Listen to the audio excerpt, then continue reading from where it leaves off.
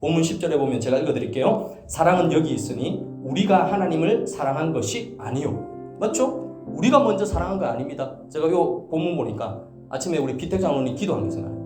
우리가 먼저 하나님 사랑한 거 아닙니다. 요 원리를 모르는 사람이 하나님 보고 뭐라 하냐면 내가 예배 드려준다, 내가 헌금 얼마 해준다, 내가 봉사 얼마 해준다. 이거는 하나님에 대해서 모르는 사람이 이런 얘기를 하는 거예요. 하나님이 우리가 하나님을 먼저 사랑한 게 아니라 하나님이 우리를 먼저 사랑하사 우리 죄를 속하기 위하여 화목 제물로 그의 아들을 보내주신 거예요.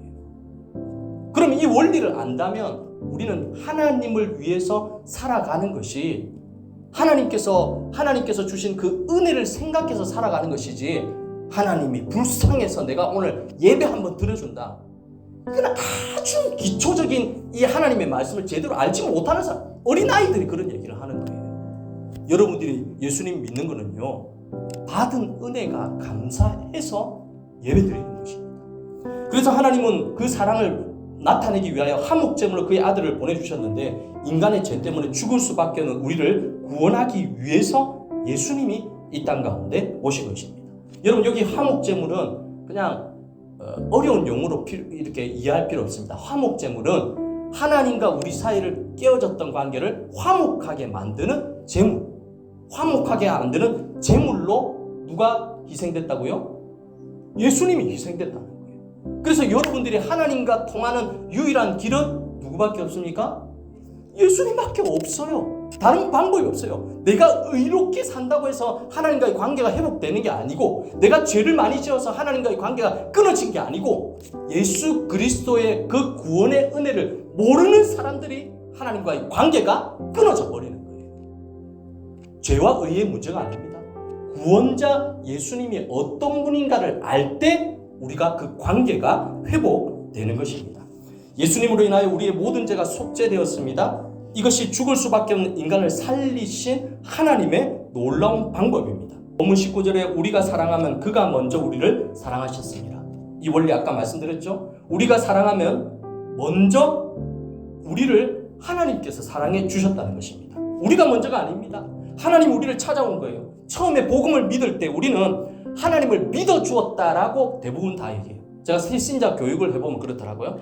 제가 목사님 이번 주에 예배 드리러 한번 와 드리겠습니다, 이렇게 얘기하더라고요. 오늘 제가 예배 드리러 왔는데 오랜만에 감사해서 헌금 한번 드려줍니다. 이게 새신자들, 완전히 복음을 모르는 사람들. 근데 이런 분들이 나중에 1년 2년 지나고 집사 직분 받고, 맞죠? 권사 직분 받고 장로 직분 받으면 어떻게 됩니까? 그때 나를 불러주신 하나님의 은혜가 너무 감사하네요 하면서 오히려 더 헌신하고 예배하고 달라지는 것입니다. 이게 뭐냐면 하나님의 복음을 제대로 알기 때문에 그런 것이죠. 쉽게 생각해 보세요. 부모님이 평생 동안 자녀를 위해서 헌신했는데 자녀가 어느 날 그렇게 말합니다. 부모님 너무 불쌍하네. 내가 얼마 돈이라도 좀 드려야 되겠다. 맞나요? 틀리나요?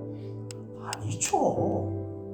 그럼 제대로 가르치면, 부모가 평생 동안 자식을 위해서 헌신했는데 어느 날 부모님들이 나이 들어가지고 있는데 아이고 불쌍하네, 내가 용돈이라도 좀 드려야 되겠네, 하나님 앞에 하는 게 똑같은 거예요. 이게 아니라니까요.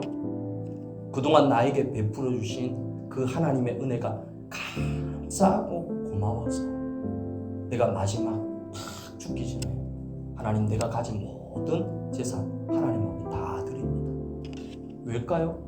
그동안 나를 보여주신 그 은혜가 너무 감사한 걸 깨달으니까 다 돌려주는 거예요. 똑같은 것입니다.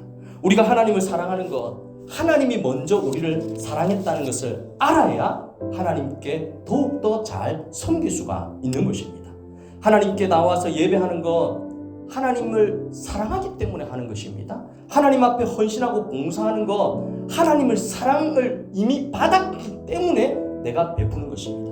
그래서 본문 20절에 보면 누구든지 하나님을 사랑하노라 하고 그의 형제를 미워하면 이는 뭐하는 자라고요? 거짓말하는 자니, 보는 바 그 형제를 사랑하지 않은 자는 보지 못하는 바 하나님을 뭐 할 수 없다고요?